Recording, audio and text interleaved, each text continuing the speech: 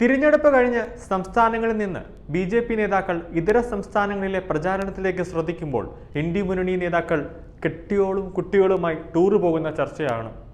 മത്സരിച്ച് തന്നെ കാര്യമില്ല എന്ന മട്ടിലാണ് പല മുതിർന്ന നേതാക്കളും പെരുമാറുന്നത്. റായ്ബരേലിയിൽ പത്രിക നൽകി മടങ്ങിയ ശേഷം കോൺഗ്രസ് നേതാവ് രാഹുൽ ഇതേവരെ മണ്ഡലത്തിലേക്കൊന്ന് തിരിഞ്ഞുപോലും നോക്കിയിട്ടില്ല.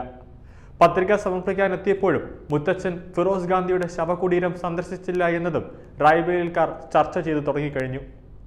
ബി.ജെ.പി. തമിഴ്നാട് സംസ്ഥാന അധ്യക്ഷൻ കെ അണ്ണാമലൈ, നടൻ ശരത് കുമാർ, നടി ഖുഷ്ബു, കേരളത്തിൽ നിന്ന് കേന്ദ്രമന്ത്രി രാജീവ് ചന്ദ്രശേഖർ, സുരേഷ് ഗോപി, ആസാം മുഖ്യമന്ത്രി ഹെമന്ത് ബിശ്വ ശർമ്മ, മഹാരാഷ്ട്ര ഉപമുഖ്യമന്ത്രി ദേവേന്ദ്ര ഫട്നാവിസ് തുടങ്ങിയ നേതാക്കളെല്ലാം മറ്റ് സംസ്ഥാനങ്ങളിൽ പ്രചാരണ തിരക്കിൽ സജീവമാണ്.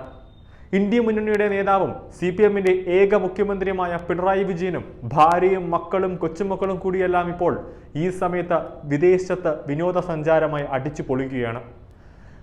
ഇടത് പാർട്ടികൾ മത്സരിക്കുന്ന ബംഗാളിൽ പോലും പിണറായി വിജയൻ ഒന്ന് തിരിഞ്ഞു പോലും നോക്കുന്നില്ല.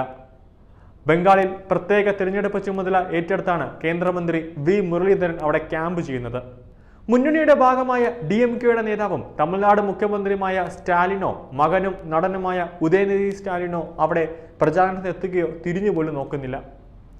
അഖിലേഷും ലാലുവുമൊക്കെ അവരവരുടെ സംസ്ഥാനങ്ങളിൽ മാത്രമാണ് പ്രചാരണത്തിനിറങ്ങുന്നത്. മല്ലികാർജുൻ ഖാർഗെയെ മാറ്റി നിർത്തിയാൽ മുതിർന്ന നേതാക്കളായ ദിഗ്വിജയ് സിംഗോ അശോക് ഗെഹ്ലോട്ട് പോലും പ്രചാരണത്തിൽ സജീവമല്ലാത്തത് മുന്നണിയിലെയും കോൺഗ്രസിന്റെയും നിരാശ പ്രതിഫലിക്കുന്നുണ്ട്. പരാജയം ഭയന്നാണോ ഇന്ത്യ മുന്നണി പ്രചാരണത്തിന് ഇറങ്ങാത്തത് എന്നൊരു ചോദ്യം ഉയർന്നു വരുന്നുണ്ട്.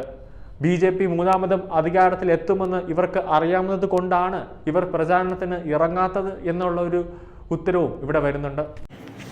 കൂടുതൽ വാർത്തകൾ അറിയുവാനായി ഈ ചാനൽ സബ്സ്ക്രൈബ് ചെയ്ത് ഫോളോ ചെയ്യുക.